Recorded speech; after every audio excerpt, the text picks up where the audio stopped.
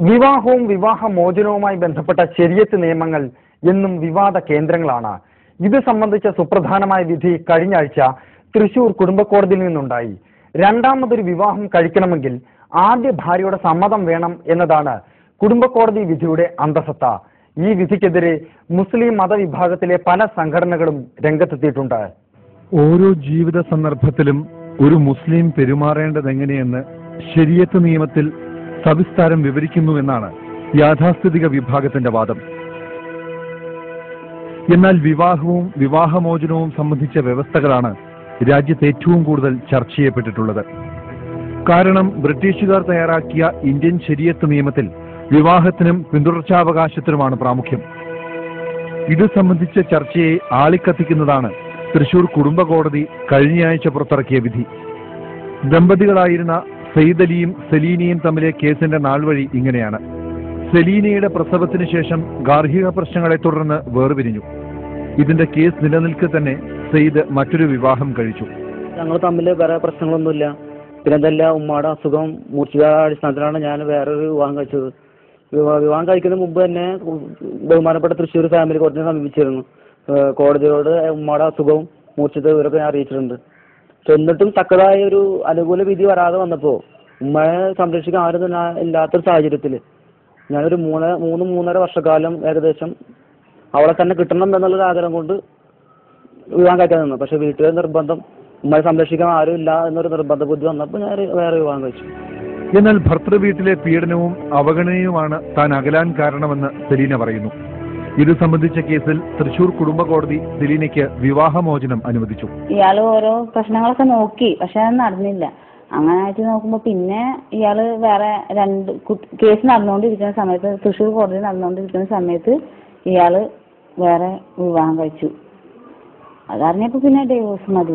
അതായത് മുസ്ലിം വ്യക്തിയെ നോക്കുമ്പോൾ ഒന്നിൽ കൂടുതൽ വിവാഹം കഴിക്കാം. മറ്റു പുരുഷന്മാരെ പോലെ ഉപദ്രവിച്ചിട്ടോ അല്ലെങ്കിൽ അവളെ നോക്കാൻ തയ്യാറായി ഉണ്ടായിട്ടോ ഞാൻ വേറെ വിവാഹം കഴിച്ചത്.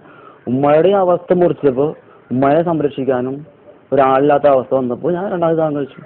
അത് അവളെ വേണ്ട എന്നുള്ളൊരു കാഴ്ചപ്പാടിലല്ല, അവളും വന്നാൽ സ്വീകരിക്കാന്നുള്ള കാഴ്ചപ്പാടിലല്ല. അയാൾക്ക് ഇന്നെ കിട്ടിയില്ല ക്രൂരമായി പീഡിപ്പിക്കാൻ, പിന്നെ ഞാൻ പോയില്ല, അതുകൊണ്ടായിരിക്കും. അല്ലാതെ അപ്പൊ അയാൾക്ക് എന്നോട് ഇഷ്ടം കൊണ്ടൊന്നല്ല. ഇഷ്ടമുള്ള ഭർത്താവാണ് ഇങ്ങനെ അല്ലല്ലോ ചെയ്യുക. കേസ് നടന്നുകൊണ്ടിരിക്കുമ്പോ ആ ഭാര്യയ്ക്ക് എന്തെങ്കിലും ഒരു കോംപ്രമൈസ് വന്നു കഴിഞ്ഞതിന് ശേഷമല്ലേ മറ്റുള്ള വിവാഹത്തിന് ഒരുങ്ങുള്ളൂ. കുടുംബക്കോടതി തന്റെ ഭാഗം കേട്ടില്ലെന്ന് ആരോപിച്ച് സെയ്ദ് ഹൈക്കോടതിയെ സമീപിച്ചു. ഇത് പരിഗണിക്കുമ്പോൾ നിർണായകമായ പല നിരീക്ഷണങ്ങളും ഹൈക്കോടതി നടത്തി. സർക്കാരും വഖഫ് ബോർഡും കൂടിയാലോചിച്ച് ഇന്ത്യൻ ശരീഅത്ത് നിയമത്തിൽ കാലോചിതമായ പരിഷ്കാരം കൊണ്ടുവരണമെന്ന് ഹൈക്കോടതി നിരീക്ഷിച്ചു. ഈ വിധിയുടെ അടിസ്ഥാനത്തിൽ പേഴ്സണൽ ലോ അമെൻഡ് ചെയ്യണമെന്ന് പറഞ്ഞിട്ട് സെൻട്രൽ ഗവൺമെന്റിലും വഖഫ് ട്രിബ്യൂണലിലും മറ്റേ chief secretary state government of കേരളയ്ക്കും ഈ വിധിയുടെ കോപ്പി അയച്ചു കൊടുക്കുകയുണ്ടായി. അതിന്റെ അടിസ്ഥാനത്തിൽ പേഴ്സണൽ ലോ അമെൻഡ് ചെയ്ത് കിട്ടണം തന്നെയാണ് എനിക്കും പറയാനുള്ളത്. പിന്നീട് സെയ്ദിന്റെ കൂടി വിശദീകരണം കേൾക്കാൻ നിർദ്ദേശിച്ച് ഹൈക്കോടതി തൃശൂർ കുടുംബക്കോടതിക്ക് കേസ് മടക്കി. ഇതിനുശേഷം നടന്ന വിസ്താരത്തിനൊടുവിലാണ് സെലീനയ്ക്ക് വിവാഹമോചനം നൽകാനുള്ള സുപ്രധാന വിധിയുണ്ടായത്. എന്നാൽ ഇത് പല മുസ്ലിം വിഭാഗങ്ങളെയും ചൊടിപ്പിച്ചു. ഈ കോടതി വിധി സംബന്ധിച്ചിടത്തോളം ഒരു വിവാഹം കഴിക്കുന്ന സമയത്ത് മറ്റൊരു വിവാഹം കഴിച്ചുകൂടാ എന്ന് കോടതി പറയുന്നത് കോടതിക്ക് ഒരു പക്ഷേ പേഴ്സണൽ ലോയെ പറ്റി വ്യക്തമായ ചിന്തിക്കാതെയുള്ളതായിരിക്കും, പരിജ്ഞാനമില്ലാതായിരിക്കും എന്ന് പറയാൻ ഞാൻ നിർബന്ധിതരാണ്. കാരണം ഇസ്ലാമിൽ 1937 മുസ്ലിം പേഴ്സണൽ ലോ അനുസരിച്ച് ശരീഅത്ത് ആക്ട്, ഇംപ്ലിമെന്റേഷൻ ആക്ട് അനുസരിച്ച്, ആപ്ലിക്കേഷൻ ആക്ട് അനുസരിച്ച് വിവാഹം നടത്താം. അത് ഏതെങ്കിലും ഒരു മനുഷ്യ കോടതിയോ അല്ലെങ്കിൽ ഒരു ലോവർ കോടതിയോ പറഞ്ഞാൽ മാറ്റാവുന്നതുമല്ല. Unless and until that law is changed. 1937 മുസ്ലിം വ്യക്തി നിയമം അനുസരിച്ച് 4 വിവാഹം വരെ കഴിക്കാനും മുത്തലാഖ് ചൊല്ലി പിരിയാനും ഇന്ത്യൻ മുസ്ലിമിന് അവകാശമുണ്ടെന്നാണ് യാഥാസ്ഥിതിക വിഭാഗത്തിന്റെ വാദം. 3 വട്ടം തലാഖ് ചൊല്ലി ഭാര്യയെ ഉപേക്ഷിക്കുന്നതിന് പുരുഷന് കോടതിയുടെ അനുവാദം വേണ്ട. പക്ഷെ സ്ത്രീകൾക്ക് അത് വേണം താനും. ഇത്തരം വൈരുദ്ധ്യങ്ങളാണ് തൃശൂർ കോടതി വിധി വെളിവാക്കുന്നത്. വിവാഹം മോചനം നടത്തേണ്ടി വരുന്ന സാഹചര്യം വരാം. ആ കാര്യത്തിൽ വിവാഹമോചനം നടത്താനുള്ള അവകാശം ഇന്ത്യയിൽ മുസ്ലിങ്ങൾക്കുണ്ട്. പുരുഷനെ സംബന്ധിച്ചിടത്തോളം അവന് തലാഖ് ചെല്ലാം ബൈ പ്രൊനൗൺസിങ് 3 തലാഖ്. അതിന് ശരീരത്തിൽ പറയുന്ന ഒരുപാട് കടപ്പുകളുണ്ട്, പക്ഷെ പേഴ്സണലായിട്ട് വളരെ ചുരുക്കമാണ്. 1, 2, 3 തലാഖിൽ ഒറ്റ സമയത്താണ് വിവാഹമോചനം നടത്തുക. ശരീരത്തിൽ പറയുന്ന അനുസരിച്ച് ഓരോ തലാഖിനും 3 തലാഖിലും ഓരോ തലാഖിലും 7 നടപടിക്രമങ്ങളുണ്ട്.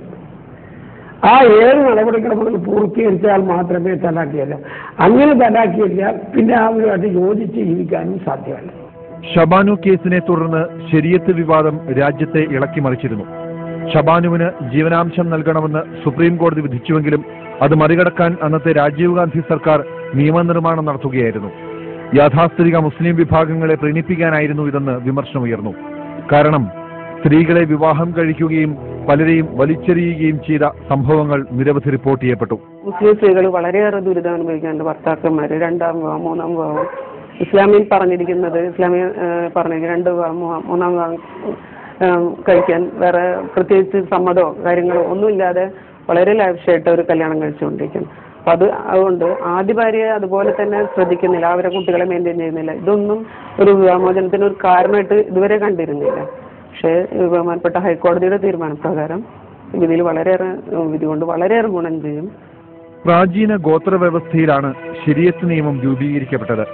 അനേക സ്ത്രീ വിവാഹം ചെയ്തിരുന്ന കാലയളവിൽ അത് 4ആയി നിജപ്പെടുത്തുകയാണ് പ്രവാചകൻ ചെയ്തതെന്ന് വ്യാഖ്യാനിക്കുന്നുണ്ട്. യുദ്ധക്കെടുതിയിൽ അനേക സ്ത്രീകൾ അഗതികളായപ്പോൾ പ്രവാചകൻ സംരക്ഷണത്തിനായി കൊണ്ടുവന്ന നിയമമാണിതെന്നും വാദമുണ്ട്. തലാഖ് ചൊല്ലാൻ ശരീഅത്തിൽ 7 നടപടിക്രമങ്ങളും നിശ്ചയിച്ചിരിക്കുന്നു. എന്നാൽ മലപ്പുറത്ത് SMS-ലൂടെ മുത്തലാഖ് ചൊല്ലിയ സംഭവവും ഉണ്ടായി. അങ്ങനെ സ്ത്രീകളുടെ മനുഷ്യാവകാശം ലംഘിക്കപ്പെടുന്ന സംഭവങ്ങൾ പലയിടത്തും ആവർത്തിക്കുന്നു. 2ാം വിവാഹം കഴിച്ചാൽ മറ്റുള്ള ഹിന്ദു മതസ്ഥർക്കും ക്രിസ്ത്യൻ മതത്തിൽപ്പെട്ടവർക്കും ക്രിമിനൽ കേസ് ഫയൽ ചെയ്യാം. അതേസമയം മുസ്ലിം ഭർത്താവ് 2ാം വിവാഹം കഴിച്ചാൽ സ്ത്രീക്ക് ക്രിമിനൽ കേസ് ഫയൽ ചെയ്യാൻ പറ്റില്ല. അതുകൂടാതെ തന്നെ ഡൈവോഴ്സ് ചെയ്യാൻ കോടതിയുടെ ഒരു കൺസെന്റിന്റെ ആവശ്യമില്ലാത്തതുകൊണ്ട് വളരെ ലാഘവത്തോടുകൂടി കല്യാണം കഴിക്കും. അതുപോലെ തന്നെ വിവാഹമോചനം ചെയ്യുന്ന ഒരു രീതി അതൊരിക്കലും ഖുർആൻ അനുവദിക്കാത്ത ഒരു രീതിയാണ് ഇപ്പോൾ മുസ്ലിം സമുദായത്തിൽ വളരെയേറെ കണ്ടുകൊണ്ടിരിക്കുന്നത്. 2ാമതൊരു വിവാഹം കഴിക്കാൻ ആദ്യത്തെ ഭാര്യയുടെ സമ്മതം വേണമെന്നതാണ് തൃശൂർ കുടുംബ കോടതി വിധിയുടെ അന്തസത്ത. അല്ലാത്ത പക്ഷം ആദ്യ ഭാര്യയ്ക്ക് വിവാഹമോചനത്തിന് അർഹതയുണ്ട്. ശരീഅത്ത് നിയമത്തിന്റെ പ്രയോഗവത്കരണത്തിൽ സ്ത്രീകൾ നേരിടുന്ന പ്രശ്നങ്ങൾക്ക് പരിഹാര പ്രതീക്ഷ നൽകുന്നതാണ് ഈ വിധി. മുസ്ലിം വ്യക്തി നിയമത്തിലെ അകാലികമായ ചില വ്യവസ്ഥകൾക്കെതിരെ രാജ്യത്തെ മറ്റു പല കോടതികളും വിധി പുറപ്പെടുവിക്കുകയാണ്. ഇത്തരം സ്ഫുല്ലിംഗങ്ങളാണ് സാമൂഹിക ചലനങ്ങൾക്ക് കാരണമാകുന്നതും.